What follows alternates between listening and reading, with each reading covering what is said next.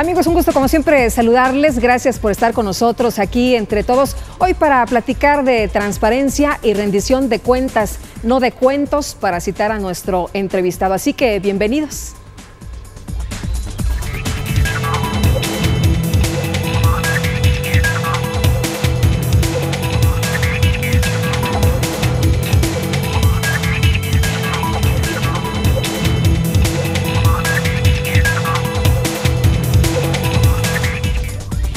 Bueno, y les quiero presentar a nuestro entrevistado y le agradezco mucho que en esta ocasión nos acompañe aquí en este estudio, que nos reencontremos con un tema además bien importante para los ciudadanos, transparencia y rendición de cuentas. Y le aprecio mucho al doctor Raúl Ávila Ortiz de IDEA Internacional, también investigador del Instituto de Investigaciones Jurídicas de la UNAM, que nos acompañe en esta ocasión. ¿Cómo estás? Bienvenido, bien, muchísimas gracias. Lupita, muchas gracias por la invitación, encantado de acompañarte y desde luego un saludo a toda la audiencia.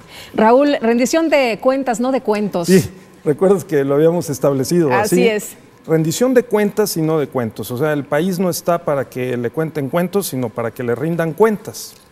Ahora, que le informen, sí, claro, que le expliquen y que le digan en qué se gastó el dinero. De eso se trata, de que quiénes nos tienen que rendir cuentas, quiénes nos tienen que decir qué hacen, en qué momento, cómo se hace, qué parte sí se tiene que informar y qué parte no. Claro. Bueno, nos tienen que rendir cuentas los propios ciudadanos que se convierten temporalmente en autoridades del Estado y que, por lo tanto, ocupan oficinas de gobierno. Tanto los representantes políticos que elegimos con un voto, como los funcionarios y funcionarias, por supuesto, que ejercen dinero público o presupuesto público, que son nombrados por quienes son electos a través del voto, o bien que tienen algún nombramiento en el gobierno, en una administración pública y ejercen recursos públicos. Ellos nos tienen que rendir cuentas. Cualquiera de nosotros podría eventualmente estar en esa posición, sí, y después dejarla. Entonces hay una serie de obligaciones que cumplir cuando se está cumpliendo con esa obligación. Vamos a ver un fragmento de nuestro programa anterior, pero de regreso me gustaría preguntarte sobre todo mundo nos tiene que rendir cuentas, en nuestra casa nos rinden cuentas. Tú dices, bueno, pues si ahí, claro, si cuando vas al mandado dices, a ver cuánto te gastaste, o cuando vas te dicen, a ver, ve a la papelería y a ver cuánto te gastaste, ahí tenemos que informar. ¿Por qué no tendría que ser de igual manera en otros sectores? Pero vamos a ver lo que ocurrió en nuestro programa anterior y continuamos con más.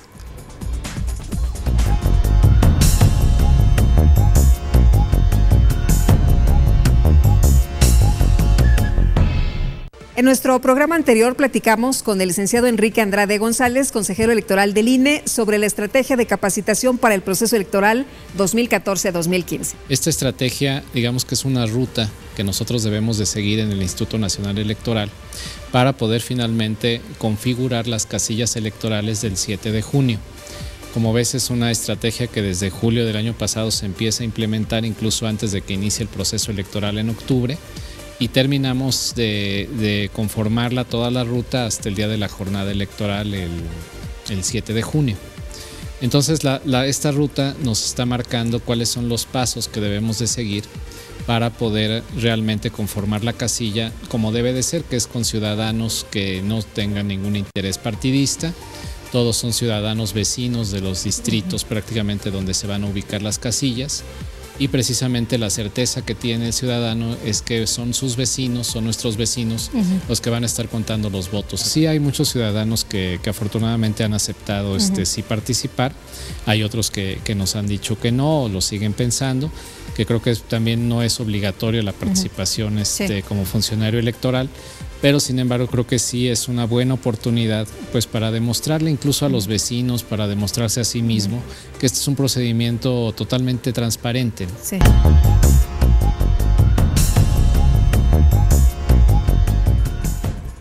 Bueno, y comentábamos antes de ver este fragmento que si en nuestra casa nos piden cuentas, ¿por qué no podría ser o tendría que ser de la misma forma, claro, Raúl? Sí, claro. Estamos sometidos a un sistema de rendición de cuentas permanentemente, ¿no? como alumnos, como hijos, como padres, ¿no? Como funcionarios, todos tenemos que informar, explicar y aclarar qué hicimos con la obligación que debíamos cumplir y también con el dinero que debimos ocupar para cumplir con esas funciones. Entonces, en el caso del gobierno, en el caso de los partidos políticos, en el caso de los candidatos, ahora que estamos en la temporada grande, ¿no? Del proceso electoral, pues también se tiene que rendir cuentas. Solamente en una dictadura no se rinden cuentas, ¿no? Solamente ahí donde hay un autoritarismo unilateral de quienes ocupan el poder y lo ejercen, pues no se rinden cuentas, pero en una democracia como la mexicana se tiene que rendir cuentas. ¿Qué tan acostumbrados estamos a que nos digan qué es lo que se hace y con qué se hace? Porque estamos acostumbrados a que los gobernantes pues siempre se quedaban con la información, que ellos eran prácticamente intocables, ¿no? Claro.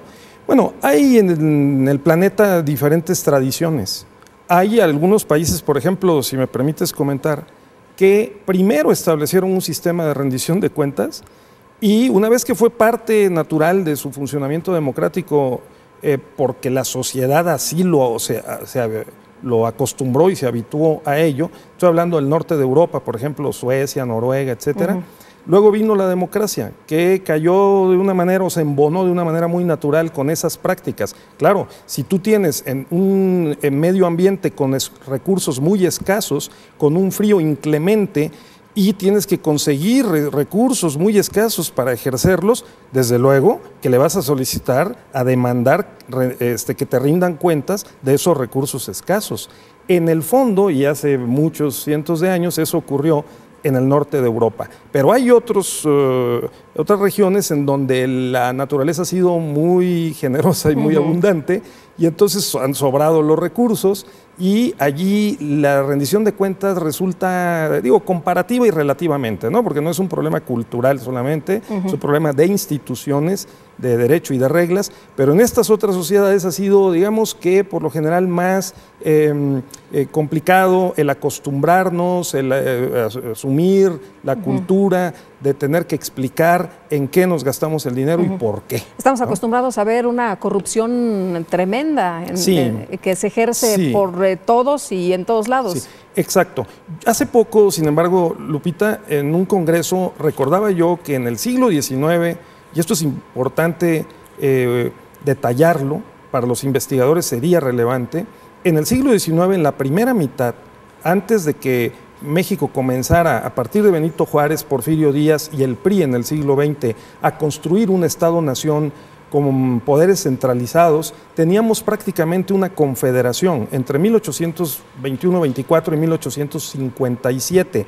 Y los valores que la religión católica, lo digo con todas sus letras, yo que soy un hombre bastante liberal, la religión católica infundió durante cientos de años en la población, en esa primera mitad del siglo XIX, en que las decisiones públicas se tomaban fundamentalmente en el ámbito de los ayuntamientos y de los congresos locales, y también el Congreso Federal, pero sobre todo en los dos primeros, el nombramiento del tesorero, el que manejaba el dinero en el ámbito de los gobiernos de los estados de la República, era muy importante y era un tipo o una persona que estaba, digamos, muy visualizada y muy controlada, no solo por las leyes, sino por la propia Iglesia Católica, porque si cometía fraudes, lo excomulgaban. Claro. Entonces, el ambiente cultural de la primera mitad del siglo XIX fue muy propicio, podemos probarlo, para evitar los fraudes que hoy son un escándalo nacional e internacional. La pregunta es, ¿qué pasó en los 150 años posteriores? ¿Dónde se descompuso? Claro, ¿dónde se descompuso? Yo tengo mi hipótesis, que la podemos discutir en cualquier momento. Oye, pero entonces todo se transforma y se crean instituciones que se dedican a revisar esto. ¿Por qué no vemos que funcione como funcionaba antes?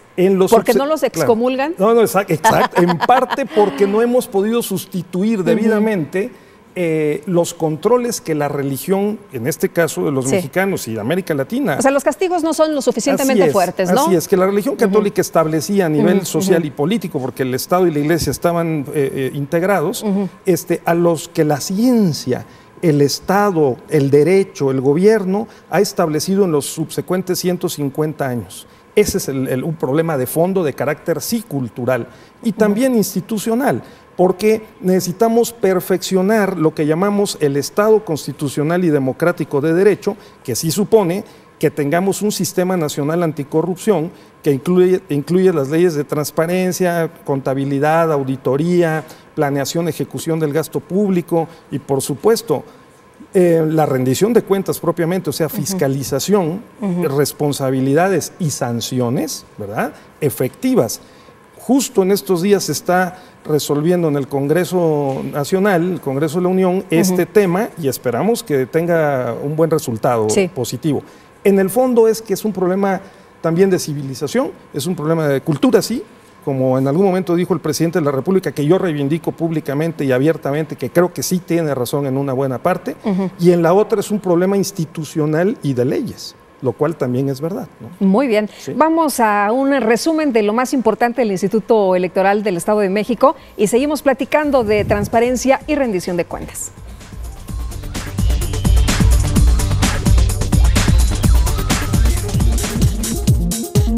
En sesión extraordinaria, el Consejo General del Instituto Electoral del Estado de México aprobó el Manual para los Observadores Electorales en el Estado de México para el proceso electoral de diputados locales y ayuntamientos 2014-2015, mediante el cual se establece la forma en que deberán registrarse, así como los materiales didácticos que se utilizarán y la capacitación que podrán recibir quienes se encuentren interesados en la observación electoral, a efecto de que realicen adecuadamente su labor. Para ello, se estableció que se hará uso del material que al respecto elaboró el INE y que adicionalmente el IEM podrá elaborar material para complementar la información correspondiente al proceso electoral local. Gabriel Corona Armenta, consejero electoral y presidente de la Comisión de Promoción y Difusión de la Cultura Política y Democrática, impartió la conferencia Participación Ciudadana en Democracia ante alumnos y catedráticos del campus universitario Siglo XXI en el municipio de Sinacantepec, en la que señaló que la cultura política es un conjunto de valores y actitudes que se orientan al ámbito político y configuran una concepción que se tiene sobre la política, identificándose tres tipos: parroquial, subordinada y participativa. En el marco de la 36ª Feria Internacional del Libro del Palacio de Minería y formando parte del Pabellón Estado de México del Consejo Editorial de la Administración Pública Estatal, el Instituto Electoral del Estado de México presentó dos obras: Las mujeres en la construcción y el ejercicio de la ciudadanía en México y la elección presidencial del 2012 miradas desde el Estado de México, las cuales fueron comentadas por consejeras y consejeros electorales del IEM. Al continuar con la implementación de la estrategia en materia de cultura política, educación cívica y promoción del voto, del 19 de enero al 27 de febrero del año en curso, el Instituto Electoral del Estado de México ha realizado 5.356 eventos con la participación de 312.821 asistentes, lo cual ha logrado a través de una gama de actividades con las que se promueve y difunde la cultura política, democrática y la educación cívica, además de invitar a la ciudadanía a ejercer de manera informada su derecho al voto el próximo 7 de junio. Entre las principales actividades efectuadas están las jornadas cívicas y las obras de teatro de la Caravana Artística de Promoción del Voto 2015.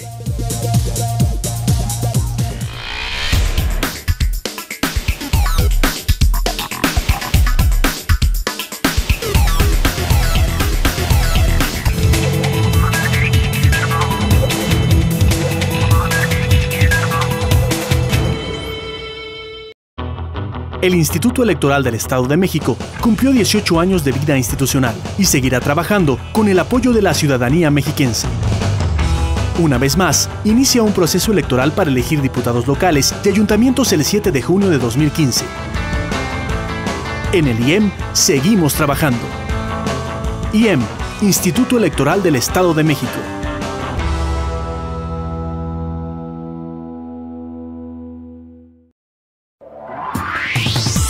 Entre Todos, un programa del Instituto Electoral del Estado de México. Síguenos por las señales de TV Mexiquense, todos los lunes a las 22 horas. Canal 12, Ocotitlán, Canal 34, Coacalco, Canal 12, Tecupilco, Sky, Canal 146, Cablevisión, Canal 134, Canal 12.1, TV Mexiquense en alta definición y por internet en tvmexiquense.mx.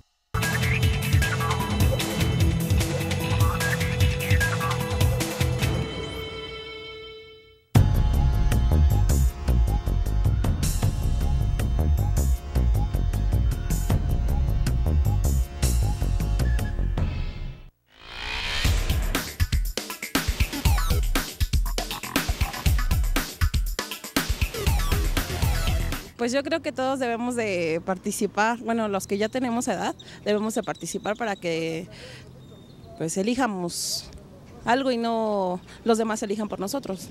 Pues debe ser un papel responsable, debe ser un papel consciente, debe la ciudadanía de fijarse el candidato si tiene aptitudes, si es congruente en lo que hace con lo que dice y si posteriormente ya una vez con el cargo tiene ya una trayectoria buena, pues es un candidato muy bueno para volverse a elegir. Apoyar y ser conscientes de a quién estamos eligiendo, tomar conciencia a quién estamos eligiendo para que sea nuestro candidato. Pues es saber escoger al mejor candidato, ¿sí? Para que el pueblo pues siga creciendo y tenga mejores beneficios. Estar enterados de las propuestas que van a lanzar los candidatos. Aparte de estar enterados, pues seguir con ese proceso de que si ya los elegimos, pues enterarnos qué están haciendo por nosotros. Ajá, y no solamente, no solamente, ahora sí, dejarnos guiar por las cosas que den, sino por las propuestas que realmente están realizando. Sí deben de votar porque la verdad muchas sí se necesita para que todos los lectores que están dentro de las campañas y todo, pues deben de votar para que se arreglen bien las cosas. Es lo único que uno pide ¿no? Porque hay muchos que no quieren votar, porque dicen, no, pues es que ya el candidato ya está dado y eso está mal.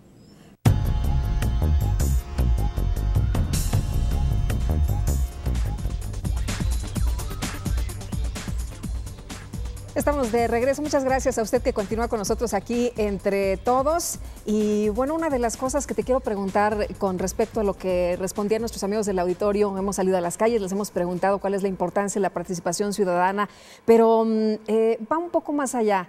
¿Qué tienen que saber los ciudadanos, por ejemplo, en materia de transparencia y rendición de cuentas, Raúl? Porque muchas veces la gente no sabe y dice, bueno, eso que están platicando a mí, ¿qué? ¿Cómo me repercute, en qué me beneficia, en qué me perjudica? Bueno, primero es parte de la vida cotidiana, como decíamos en el segmento anterior. Todos tenemos necesidad, obligación y también el derecho de informar a alguien, de explicar a alguien y de rendirle cuentas a alguien, así sea a nosotros mismos, ¿no? Para mantener el orden en nuestra vida, en nuestras decisiones, agendas y finanzas, sobre lo que estamos haciendo. Entonces, no es una explicación muy lógica el que los ciudadanos, por ignorancia, por distancia respecto a sus representantes políticos o gobernantes, o simplemente porque no les importa, no están pendientes de la transparencia, del acceso a la información pública, de las elecciones o de la rendición de cuentas. Yo considero otras hipótesis. Yo considero que hay errores graves en la comunicación, Lupita. En la comunicación entre gobernantes y gobernados, en la comunicación entre nosotros mismos, los gobernados o los particulares. De allí los problemas que sufrimos en tanto que tenemos una bajísima confianza interpersonal, que se sabe entre los propios ciudadanos y las propias personas, y que después esta falta de confianza también se refleja o se traslada a la relación entre las personas y los ciudadanos con los gobernantes. A mí me parece que trabajar en el tema de la comunicación entre las personas y con los gobernantes y de estos con la ciudadanía es fundamental, es prioritario y creo que a eso le tendríamos que apostar bastante en los próximos años en México. Significaría que de todo el dinero que destinamos no solo a la educación, sino también a las elecciones, habría que priorizar la educación cívica, la capacitación, restablecer ahí donde no se haya hecho los programas de civismo, de historia, en las preparatorias y por supuesto que esos programas fueran transversales, que se realizara una convocatoria realmente importante a la ciudadanía y a la sociedad en general para que pudiéramos, digamos, retomar aquello que nuestros padres y nuestros abuelos tenían muy claro, y en el siglo XIX, por supuesto, que es el valor de la vida social, de la vida pública y de la vida política. Ahora, entonces, hablas de un tema muy importante, el de la confianza, pero también el de el dinero.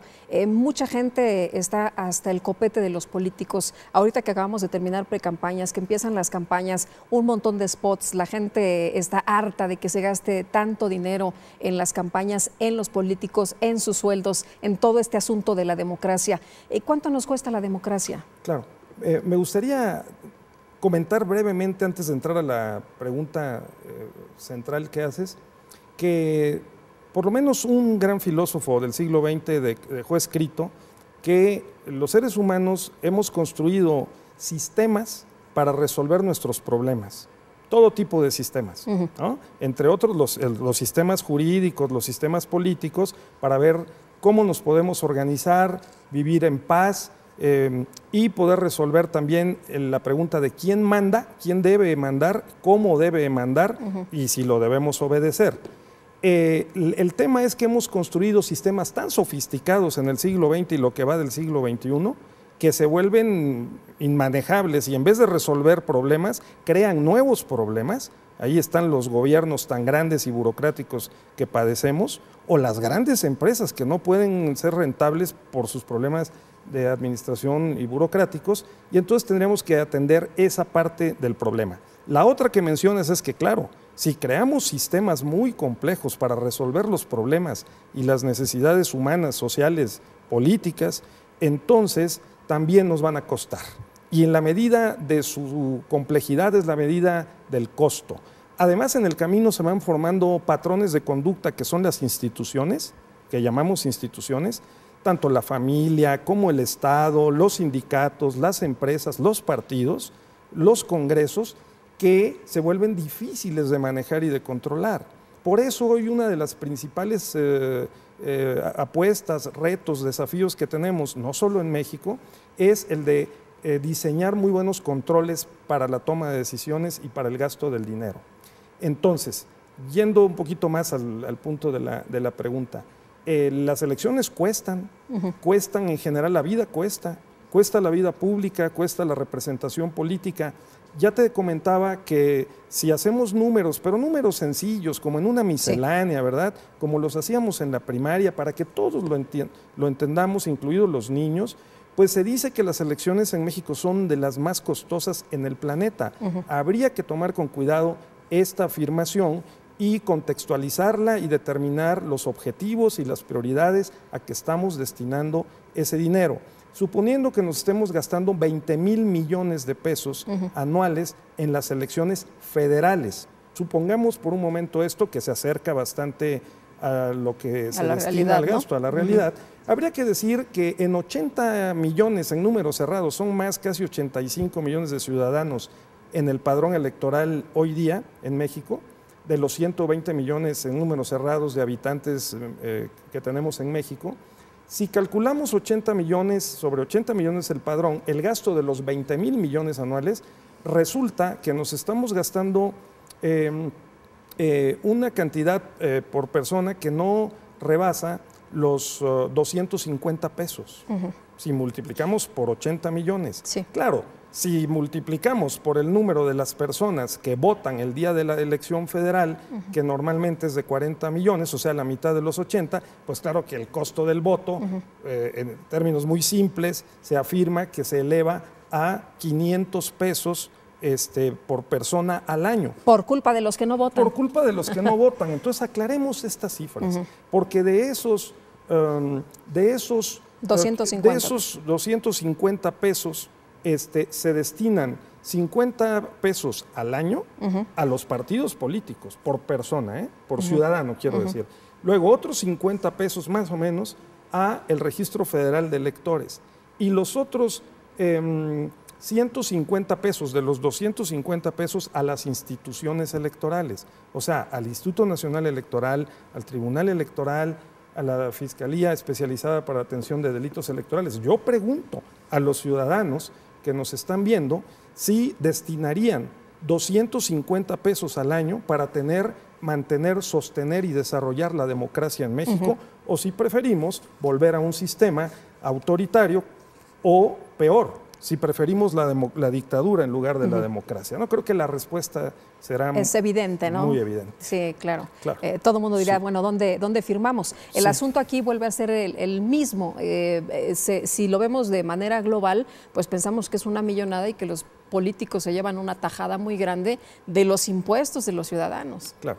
Lo que ocurre es que no utilizamos un sistema de financiamiento de la política y de las elecciones en particular que se nos descuente de los impuestos que pagamos. Hay otros países en que este sistema opera. Claro, son sistemas que tienen una clase media pues muy ancha y muy rica, y entonces pues uno a través de la vía fiscal, allí uno determina qué cantidad se va a destinar al sistema de partidos y hasta a qué partido le vamos a destinar el dinero. Nosotros usamos un sistema mixto, destinamos financiamiento público a los partidos políticos y también financiamiento privado, ¿no? Que son las donaciones, las cuotas de los militantes, etcétera. Que es una parte mínima, Es ¿no? una parte que no debe rebasar el 10% del financiamiento público, pero el financiamiento público es el grueso y en números cerrados son 5,000 millones de pesos al año. En los 10 partidos que hoy están registrados en el ámbito federal, como sabemos, hay 27 partidos políticos locales a lo largo y ancho del país que también reciben financiamiento público. Ahora bien, el punto está en si ese dinero se está gastando prioritariamente bien, si es justificable o no. Mi respuesta es que sí. ¿Por qué? Número uno, tenemos en el país como se dice corrientemente, 60 millones de personas que padecen pobreza, 20 millones con pobreza extrema y que incluso padecen hambre. Entonces, en un estado, en una sociedad como la mexicana, necesitamos financiar las elecciones, los partidos, las instituciones, para evitar que unos cuantos personajes muy ricos en el país o empresarios muy poderosos pudieran desbalancear el proceso electoral y hacer ganar a sus candidatos, o como pasó en Italia con Berlusconi, que ellos mismos se postularan y manejaran el país durante 10 años.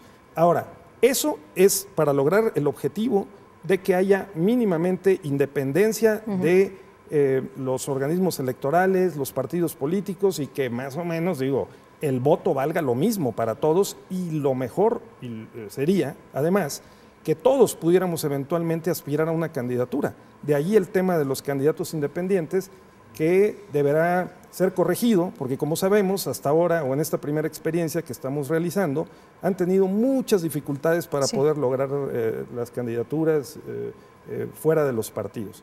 Ahora, otro objetivo de ese dinero que nos gastamos es el de la equidad en la contienda, porque si no hay unas mínimas condiciones para que los partidos y los candidatos puedan ganar, no obstante que tengan más o menos dinero e influencia en el electorado, pues entonces también podrían venir terceros que influyeran en el proceso electoral para determinar el resultado. Sí. Entonces, Lupita, esta es la respuesta, cuestan las elecciones, pero pues sí, garantizamos que la democracia funcione y cumpla con objetivos mínimos, ¿no? Muy bien. Regresamos, si te parece bien, con el tema de máxima publicidad y también con otros asuntos que tienen que ver con la transparencia y rendición de cuentas. Así que quédese aquí entre todos. Regresamos rapidísimo.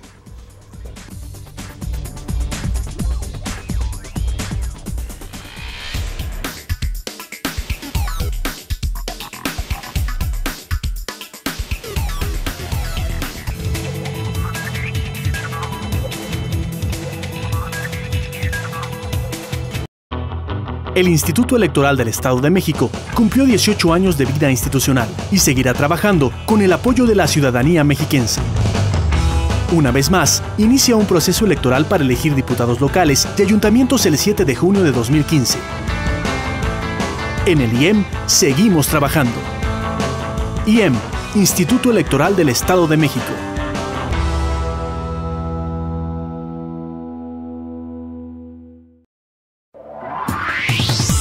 Entre Todos, un programa del Instituto Electoral del Estado de México. Síguenos por las señales de TV Mexiquense, todos los lunes a las 22 horas. Canal 12, Ocotitlán, Canal 34, Coacalco, Canal 12, Tecupilco, Sky, Canal 146, Cablevisión, Canal 134, Canal 12.1, TV Mexiquense en alta definición y por internet en tvmexiquense.mx.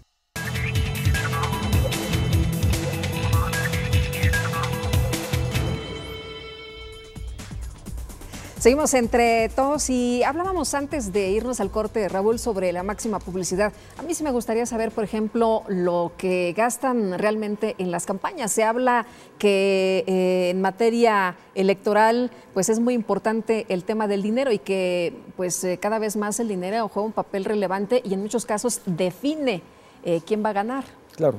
Recuerdo una frase que se ha hecho célebre y que la utilizamos muchos estudiosos, ¿no?, interesados en el tema, de que el dinero es la leche materna en la política. O sea, es indispensable, ¿no? El dinero es indispensable en la política, pero puede ser que nunca sea suficiente, ¿eh? Eso es importantísimo. Hay candidatos que pueden derrochar dinero muy por encima de los topes de campaña.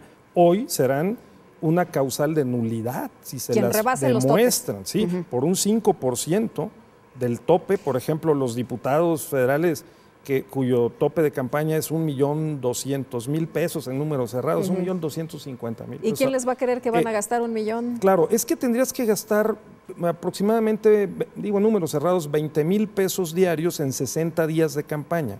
Está alejado de la realidad aparentemente, ¿no?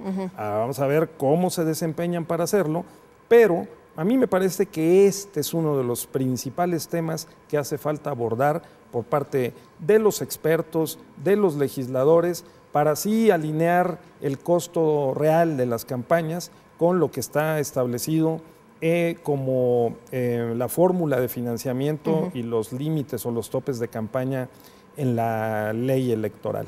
A mí me parece que esto es de la mayor importancia, porque si no, como lo ha escrito desde Luis Carlos Ugalde hasta Héctor Aguilar Camín, el propio Sergio Sarmiento, lo han dejado claro, es que jugamos un juego perverso, un círculo vicioso, porque los propios candidatos y los partidos, para poder compensar esa diferencia entre el tope de campaña y lo que realmente se requiere para una campaña suficiente y ganadora, pues hacen compromisos con diversos otros sujetos, ¿no? Que pueden ser desde empresarios hasta otros políticos, para poder, ciudadanos, para poder ganar. O de dudosa procedencia. O de dudosa procedencia, que también ahora es una causal de nulidad que está en la Constitución. Yo creo que somos de los pocos o el único país que tenemos en la Constitución causales de nulidad y causales de nulidad tan fuertes como esta, ¿no?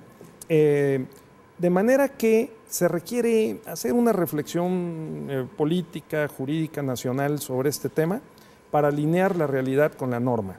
De tal suerte que podamos también ser más sinceros y más claros. Más transparentes. Y más transparentes, así es. Con motivo de la ley de transparencia que seguramente se aprobará esta misma semana, pues claro, tenemos que sí hacer que en la ley, en la página internet, en nuestro lenguaje y en nuestros hábitos, existan espejos que se reflejen unos a otros la realidad con toda claridad. De otra manera, pues sí vamos a seguir teniendo distorsiones en las conductas políticas en perjuicio de la democracia. Y de la confianza, ¿no? Que es lo que nos tiene atados y que es lo que nos tiene con un costo muy grande de las elecciones. De acuerdo, creo que ahí nos merecemos los mexicanos, que hemos hecho un enorme esfuerzo en los últimos 20 años por pasar de un sistema político que tenía ciertas características que limitaba, digamos, la libertad de los ciudadanos para votar y que arrojaba resultados que se podían poner en duda en términos de su autenticidad. En estos últimos 20 años, el IFE, hoy INE, el Tribunal Electoral Federal, todos los institutos como el Instituto del Estado de México, ¿no? Hoy OPLE, ¿no? Los tribunales locales, los órganos de transparencia, el propio IFAI, pues nos ha costado a los mexicanos sí una importante cantidad de dinero y de energía el tener un sistema plural, democrático, con todas sus limitaciones. No hay democracia que no tenga límites o defectos. Que demos el siguiente paso. Y el siguiente paso sí pasa por inyectarle una dosis fuerte, pero correcta, apropiada, de confianza al sistema electoral, porque muestra debilidades, desgastes en este tema, como bien dijiste. Es decir, nos merecemos los mexicanos que vamos a tener un país en el siglo XXI por el que hemos luchado todo el siglo XX y parte del siglo XIX, a que, pues sí, logremos tener un país importante como lo vamos a hacer, como ya lo somos, una potencia a la que estamos, lo que estamos llamados a construir y a consolidar, pero sí pasa también por el mecanismo de las elecciones y de la toma de decisiones. Por eso tan importante es el sistema electoral como el sistema de anticorrupción, de transparencia y acceso a la información pública. Ahora, sí. ¿Quiénes consultan realmente esta información? ¿Los periodistas, los estudiosos, los analistas, los investigadores? A pesar de que me comentabas en alguna ocasión anterior que platicábamos, niños pueden incluso preguntar, ¿no? Sí, nos hace falta mucho por avanzar. Los estudios que tenemos hasta ahora, la más reciente métrica de la transparencia que condujo y consumó el CIDE 2014, revela también que se sigue usando poco en proporción. Digo que el IFAI haya tenido 1 millón de solicitudes en 10 años, o digo, más o menos, 10 años, 2002, 2012, me parece muy poco para los 80 millones de habitantes que somos, aunque hayamos sido 70 en los últimos 10 años. Está documentado que además el patrón de solicitudes de acceso a la información pública territorialmente está concentrado en el centro del país, ¿no? Que es precisamente el Estado de México, Distrito Federal, un poco Guadalajara, los centros más industrializados. Necesitamos hacer un gran esfuerzo para, digamos, educarnos más en general la población, tener una mejor cultura jurídica y política, y que los niños, los adultos mayores, los jóvenes en general, no solo los hombres, las mujeres, los indígenas, puedan acudir al sistema de acceso a la información pública. No se necesita tener 18 años, ¿no? No, y necesitamos hacer un esfuerzo, hombre, de sentido común, no se necesita hacer cosas muy sofisticadas para poner en las páginas web, en las universidades, en los sistemas educativos en general, en los partidos, los sindicatos, etcétera, en los gobiernos, la información en términos de lo que se llama medio sofisticadamente el gobierno abierto,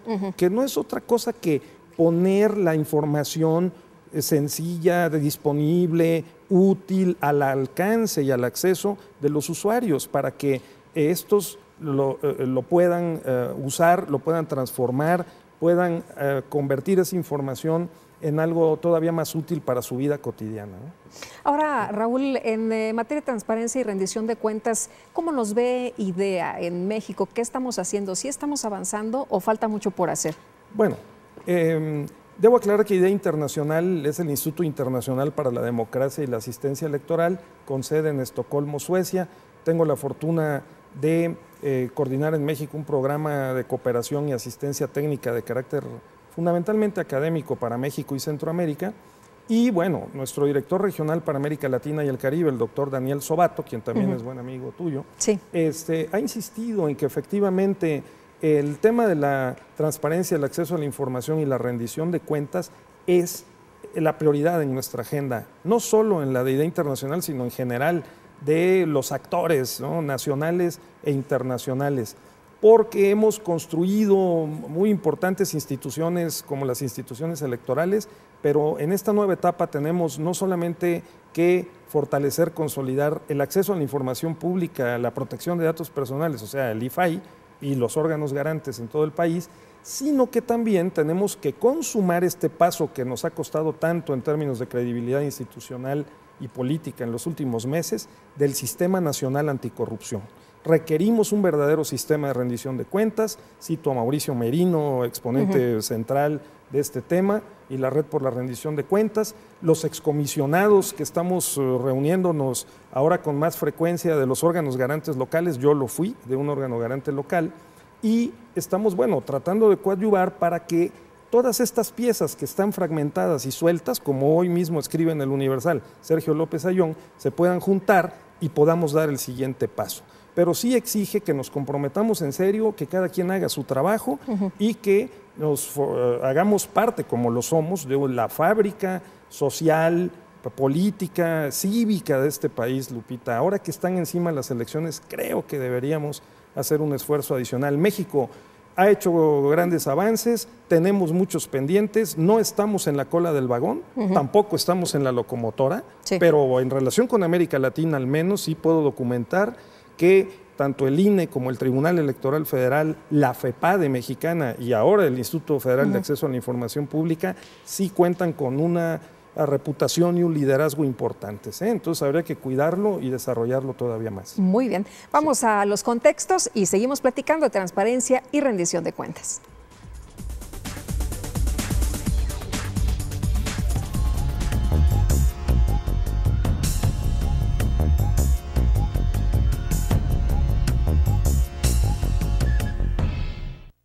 Los mecanismos de participación ciudadana son mecanismos que son sumamente fundamentales en México para que la consolidación de la democracia en México se consolide. ¿Qué quiere decir esto? Estamos hablando en cierto sentido de que en México la democracia es formal, pero no se ha aterrizado de una manera, digamos, real por los siguientes motivos. La población no se siente cercana, digamos, a la toma de decisiones. Piensa que el gobierno solamente es el que toma las decisiones. Mecanismos como el plebiscito, la consulta popular o el referéndum permitirían libremente que la población se sintiera mucho más cercana al poder. Es decir, ¿qué es esto? Países como Suiza han votado en mecanismos de este tipo su ingreso al Fondo Monetario Internacional y al Banco Mundial. A veces han logrado, digamos, ganar la aceptación, otras veces la han perdido. Pero ¿qué ha permitido esto? Que la ciudadanía se siente involucrada en estos mecanismos, digamos, de poder y no dejar solamente al gobierno que tome las decisiones. ¿Cómo funciona esto y por qué es importante?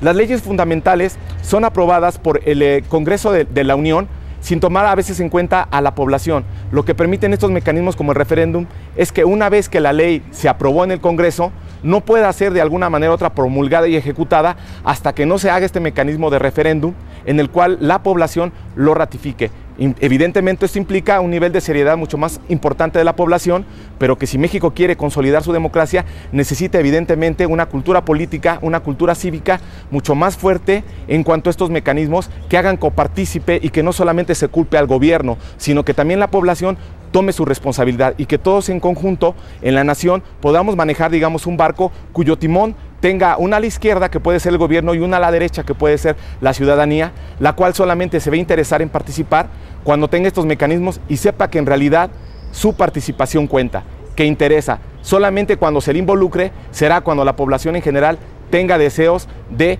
consolidar verdaderamente la democracia en México y que esto muestre en cierto sentido en la realidad sus bondades y de esta manera coadyuvemos todos a un México que sea mucho más fuerte en esa dirección.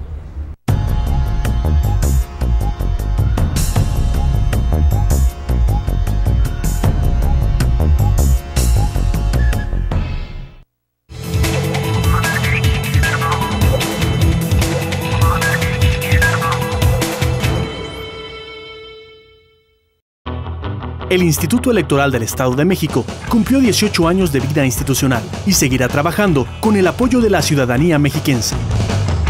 Una vez más, inicia un proceso electoral para elegir diputados locales y ayuntamientos el 7 de junio de 2015. En el IEM seguimos trabajando. IEM, Instituto Electoral del Estado de México.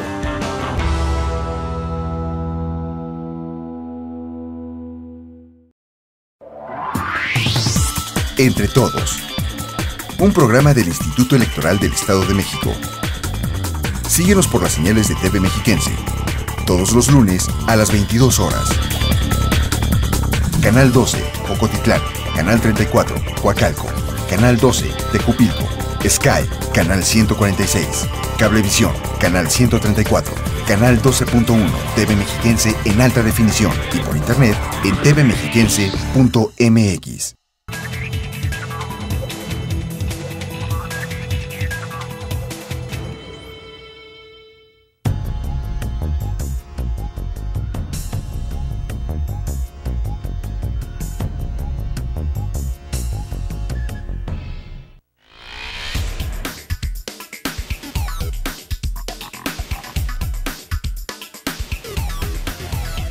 Definitivamente ver por quién se va a votar, ver por quién va a votar la ciudadanía, porque pues la ciudadanía tenemos un lema una crítica muy fuerte, que con una despensa ya nos engañaron y ya andamos regalando nuestra credencial para que pues ellos mismos nos están comprando, nos están hundiendo.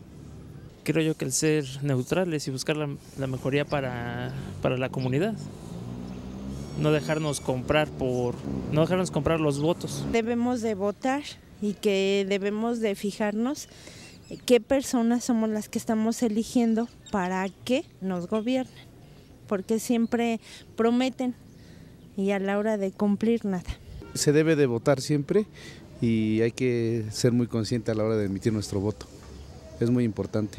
Creo que estamos en un país libre, con soberanía, en el cual creo que todos también jugamos ese papel de responsabilidad como ciudadanos y como parte de una nación.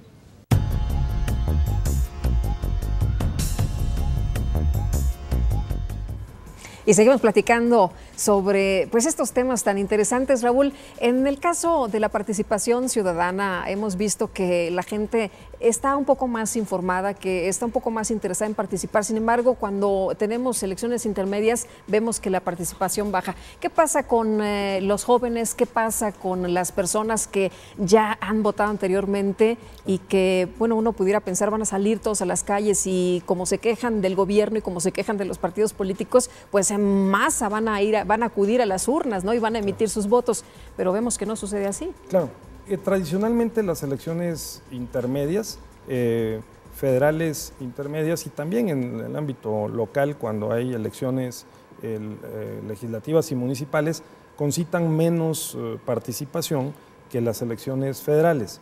Que las elecciones generales, digamos, sí, cuando se da la elección presidencial, ¿no? O la de gobernador. Ahora, aquí hay varias hipótesis para lo que puede pasar en 2015. Primero, diría, en relación con tu pregunta, que hay muchos factores que explican la baja o la alza en la participación. Tienen que ver históricamente desde el clima hasta el sistema electoral, si está cerca o no la casilla. Pues si llueve y no tengo una casilla o una urna cerca para ir a votar, pues mejor no voy. Pero también sí tiene que ver el tema del civismo, la educación, la capacitación, la comunicación, que hemos dicho en otro momento en este programa que deberíamos de fortalecer, incentivar, reforzar. Ahora bien, esperemos que algo que se comenta poco, que es la realineación de los calendarios electorales en México, es decir, que tengamos menos elecciones, ahora el 7 de junio, este domingo, invitamos a votar, ¿no? Vamos a tener... y que conste que no eres candidato, ¿eh? No soy, no, ahora no soy. Ciudadano. Ciudadano, sí. 17 elecciones, ¿no? Entonces, ese realineamiento del calendario, el año pasado también tuvimos un buen número de elecciones, entonces, permite que el impacto sobre el ciudadano acumulado, tanto en las entidades federativas como en el ámbito federal, sea mayor. Y esperaríamos que esta agregación, digamos, alineación de los calendarios electorales genere una mejor o mayor participación del electorado. Platicaba con Leonardo Valdés, expresidente del IFE, hace unos días, y él, bueno, lo ha escrito, lo ha publicado en algún periódico nacional, y calcula que puede llegar hasta el 50% de la participación, lo cual sería muy buena. Pues sí. Normalmente las intermedias no rebasan el 40% y las presidenciales un poco menos o alrededor del 60%. ¿Qué pasa con los chavos? Sí, aquí tenemos el problema de que los jóvenes están también impactados por un conjunto muy diverso de informaciones que le vienen de todos lados y también los dispersa mucho. No hay, por lo tanto, una vinculación tan fuerte en los jóvenes con el proceso electoral. Jóvenes, estamos hablando de entre 18, la primera vez 18 años, y los 35 años, ¿no? Ya quedamos que la madurez es juventud acumulada. Entonces, bueno, siempre seremos jóvenes, pero bueno, entre 18 y 35 son un poco más jóvenes que nosotros. Y entonces, sí, creo que debemos de priorizar la educación cívica, la comunicación, subrayo e insisto, con los jóvenes. Y yo no veo que haya un programa especialmente diseñado y financiado para así vincular de una manera más fuerte a los jóvenes con la política. Yo creo que esto es así crucial para el México del siglo XXI. Oye, se habla de una tercera ola. ¿De qué se trata? ¿A qué se refiere? ¿En qué momento nos sitúa? Claro, la tercera ola democrática fue un concepto acuñado por Samuel Huntington, un politólogo estadounidense fallecido hace pocos años, un célebre politólogo, quien dijo, bueno, en el mundo occidental y en general en otros continentes hemos pasado por tres grandes momentos o bien olas democratizadoras. La última de ellas es esta que viene de los años 70 hasta nuestros días, la que nos baña a nosotros, a nuestra generación, y que en la cual ha bañado pues, a los países de América Latina, desde República Dominicana y Ecuador en 1978 hasta Paraguay cerca del año 2006, 2008. Entonces, todos los países de América Latina hemos transitado de gobiernos civiles, de dictaduras abiertas, militares o de la guerra, caso de Centroamérica, a la democracia y gobiernos civiles, plurales, con sistemas políticos y partidarios de más de un partido realmente plurales, ¿verdad? Y entonces, esta tercera ola democrática ha pasado también, como decía el hoy extinto y queridísimo catedrático investigador de la UNAM, don Jorge Carpizo, el doctor Carpizo decía que también había contraolas y las dejó documentadas, tiene razón. Sí. O sea, hay olas democráticas y también hay pequeñas contraolas. Debo decir que la tercera ola democrática de los años finales de los 70 y hasta 2008, 2009 en América Latina ha estado enfrentándose a una pequeña contraola, como las vemos cuando vamos al mar, ¿no? Entonces, esa contraola significa que bajó el ritmo económico o el ciclo económico en América Latina en general. En México también lo sufrimos, la crisis financiera de 2008, el H1N1, recuerdan ustedes, 2009, y entonces la gente dice, bueno, yo prefiero no tanta democracia y pluralidad, los ciudadanos en general, prefiero que me cumplan y que sea eficaz el gobierno. Aguas. Sí, entonces también se prendieron focos rojos, y en 2010, 2011, esta pequeña contraola ha vuelto a revertirse. Hemos reforzado con el tema de la transparencia, justo acceso a la información pública y rendición de cuentas, lo que se lo acredito plenamente, porque creo que es una expresión muy feliz, Mauricio Merino ha llamado la segunda transición democrática. Si bien la primera fue la de el derecho a votar, la autenticidad del voto, esta segunda sí es, como el doctor Valadez, Diego Valadez también lo ha escrito, el control del poder. Necesitamos controlar mejor a quienes les damos nuestra confianza para que funjan como nuestros representantes. Entonces, si me preguntas, la tercera ola democrática, sí hemos estado inmersos en ella, ha bañado a México, América Latina, ha tenido uno o dos momentos difíciles, Honduras no hace mucho, Paraguay también, en que se tambalearon y fue necesario incluso sustituir a los presidentes, pero digamos la expectativa es que la democracia continúe adelante en su formato pluralista, que ni el eje bolivariano, lo digo con todas sus palabras, en estos días Venezuela, en otros días Bolivia, Ecuador, se venzan, digamos, ante la tentación autoritaria de sustituir un formato pluralista por el formato de un partido hegemónico, que además cancela, como sabemos, las libertades en estos países, justificándose en la justicia social, que a su vez, como defendemos, no puede vulnerar el Estado constitucional de derecho, ¿verdad? O sea, no podemos justificar en la justicia social cualquier decisión de gobierno, porque entonces nos acercamos de nuevo al tema de la dictadura.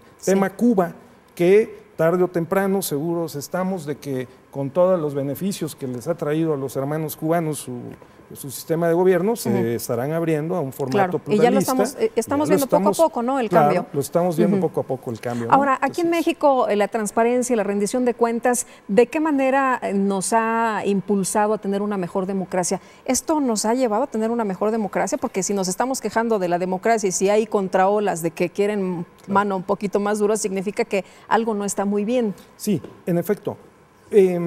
Hay varios niveles y varios aspectos de esta muy inteligente pregunta que me haces, Lupita, y digamos, por mencionar dos o tres. Primero, tenemos que abandonar la cultura jurídica y política entre los expertos y los más, y desde luego los menos entendidos del derecho, de que la sola ley, ¿verdad? La sola norma jurídica o la regla no resuelve los problemas. No lo resolvía ni en la época colonial, ni en el siglo XIX, ni en el 20 ni hoy día.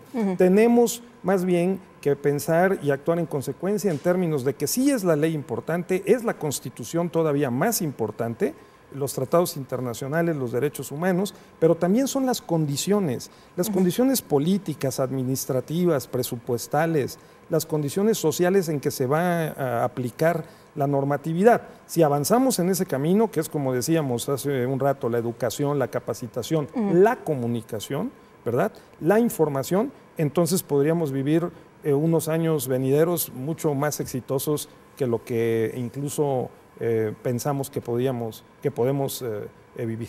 Muy bien. Sí. Raúl, pues ha sido un placer poder platicar contigo, reencontrarnos en este espacio. Muchísimas gracias. Al contrario, muchas gracias. Gracias a TV Mexiquense. Muchas gracias también a usted por habernos acompañado. Que tenga una muy buena noche, buena semana, que la pase muy bien.